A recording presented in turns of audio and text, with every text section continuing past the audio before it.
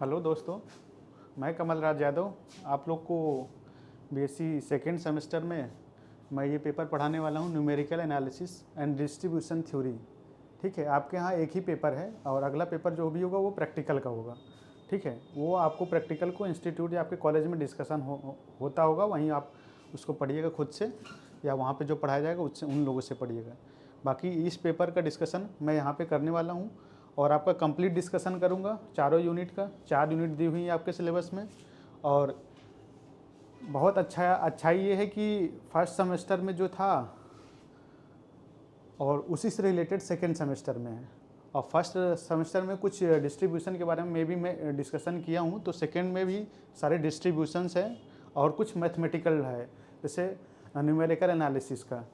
Numerical analysis generally ये mathematics का part है। हमने तो बीएससी में अपने इसको मैथमेटिक्स में पढ़ा था, तो यहाँ आपके यहाँ स्टैट्स में दे रखा है, तो इसका भी डिस्कशन अच्छा ही होगा। और 4 यूनिट है। 4 यूनिट में फर्स्ट यूनिट में मेनली सारे डिस्ट्रीब्यूशन का डिस्कशन है।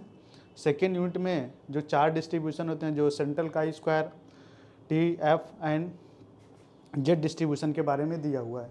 इन 4 डिस्ट्रीब्यूशन को सेकेंड यूनिट में है।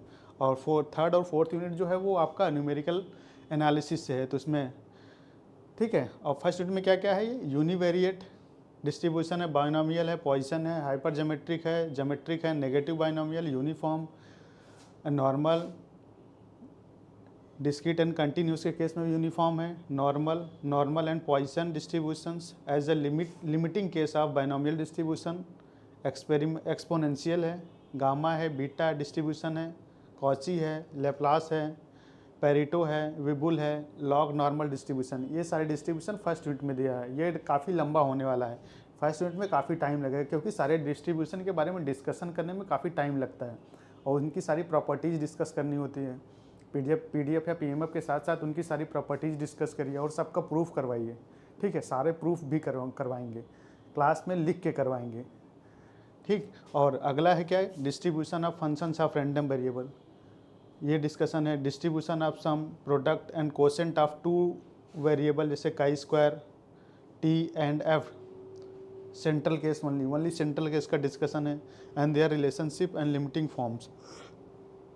Bivariate normal distribution and its properties, और बाईवेरिएट नॉर्मल डिस्ट्रीब्यूशन का भी है, उसका प्रॉपर्टीज़ के बारे में भी है।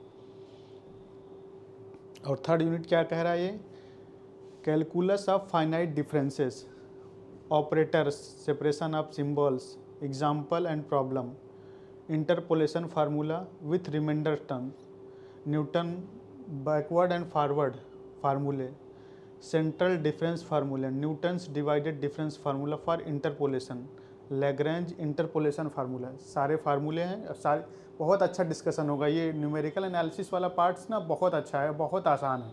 इसमें कुछ मतलब डेरिवेशंस हैं, और इसके क्या, numerical integration, derivation of general quadrature formula for equidistance ordinates, and derivations of trapezoidal Simpson's 1/3, 3/8 rule and Weddle's rule. ये आपके फोर्थ यूनिट का सिलेबस है।